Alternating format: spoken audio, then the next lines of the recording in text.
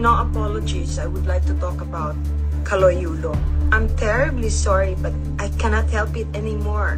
You know, masyado nang matindi ang tabas ng dila ng batang ito. Hindi ko nakinaya. Kagaya ng sinabi ko, nauna, ngayon lang po ako magsasalita tungkol dito. Hindi po ako sang-ayon. The way he's treating his mother is horrible. Wala po akong pakialam dun sa girlfriend niya, kung sino man yun, ano. Siya bilang anak, hindi dapat nagtatrato ng magulang ng ganyan. Kahit anong sabihin, mali po yun. Yung pagtulong sa magulang ay hindi responsibilidad. Ito po ay galing sa puso ng taong marunong magmahal sa kapwa, kay nanay mo o hindi, pero lalo na kung nanay mo. Kung mabuti kang tao, hindi ka magsasalita ng kung ano-ano dun sa babaeng pinanggalingan mo kaya ka nabuhay.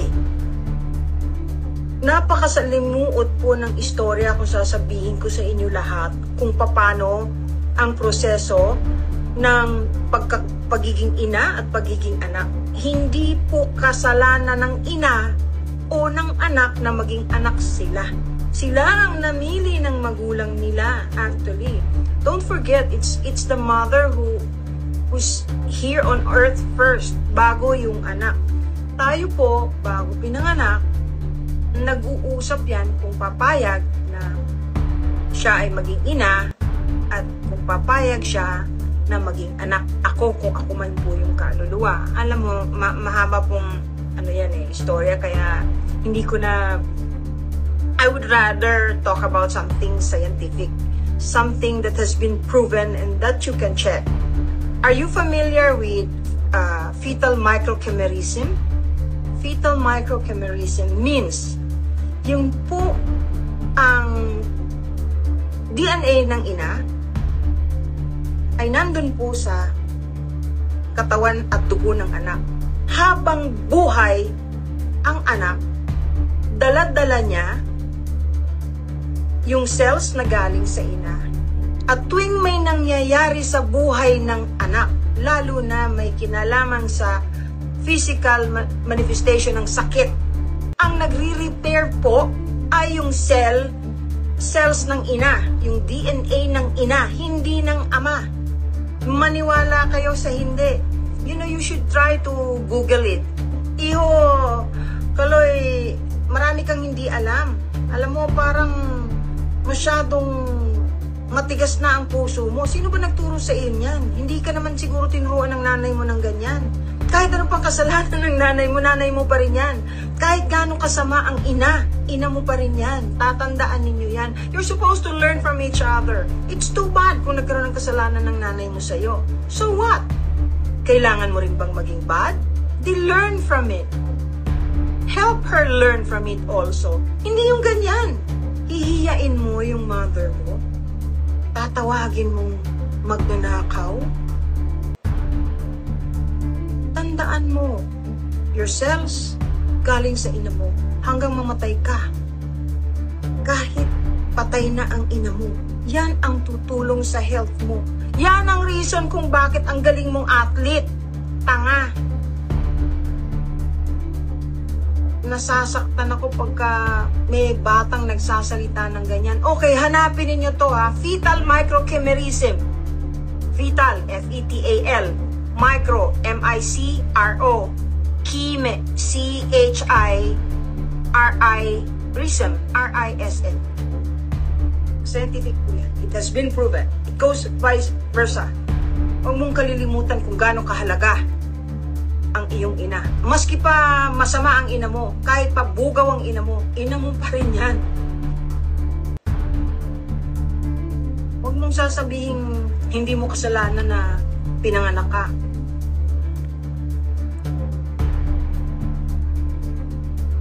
Masakit para sa akin yung ganyan kasi tuwing manganganak ang isang babae, ang buhay niya, yung isang paa ay nasa hukay na. Kung ayaw sa'yo ng nanay mo, Sabi nga ng nanay ko, pagka nagagalit sa akin, buti pa sinakal na kita nung maliit ka pa. Salita lang po yun. Pero, ang ibig sabihin nun, ilinuwal ka niya. At hindi pwedeng sabihin pinabayaan ka. Kaya ka nga naging athlete. Kaya nga ang lusog mo. Kaya nga ganyan ang itsura. Kung may puso kang tao, kung may kasalanan na ang nanay mo, patawarin mo. Huwag mong binabasto sa social media. Huwag. Babalik at babalik yan sa'yo. Mag-uumpisa na.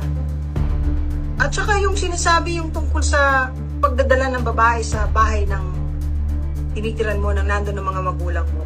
Obligasyon mo na sabihan yung dadalin mo, kung seryoso ka, dadalin mo at papakilala sa nanay mo, naturuan na wag namang na magdamit ng maayos. Ang unang dapat magpakita dun sa girlfriend ng paggalang sa ina ay ikaw. Hindi niya igagalang nanay mo kung hindi mo igagalang ang nanay mo.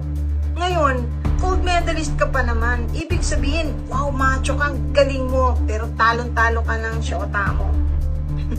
Kayang-kaya kang ma-influence. Proud na proud ako na manalo ka. Believe you me. So proud. Pero nung lumabas yung issue ninyo mag-ina, tapos salita ka ng salita, ng salita, ng salita. Yung una pa lang lumabas kayong ng girlfriend mo na nag-video kayo na nandun kayo sa kama na naka-panjama lang, panjama top yung girlfriend mo. Na-shock na ako eh. Sabi ko, ay, itong gold medalist na ito, bakit naman ganun? Yung girlfriend, di man lang pinapagbihis ng maayos. It's on you. Your girlfriend, what has she got to lose? You, ayan. Yung ba napansin? Daming galit sa'yo. Basta, kahit gaano kasama ang ina, kahit gaano kalaki ang kasalanan, ina mo pa rin. Kung ayaw mo sa kanya, lumayo ka na lang. Huwag ka nang magsalita ng kung ano-ano na pangit. Kasi babalik yan sa'yo. Yun lang. Hindi ako magsasabi ng pasensya na. Kasi galing yan sa dibdib ko at sa pag-iisip. Alam mo. Basta, balikan niyo lang po yung sinabi ko. Fetal microschemarism. Hanapin niyo yun. Para medyo updated ng konti. Hindi masyadong mayabang ang bata na akala mo wala silang utang sa kanilang ina.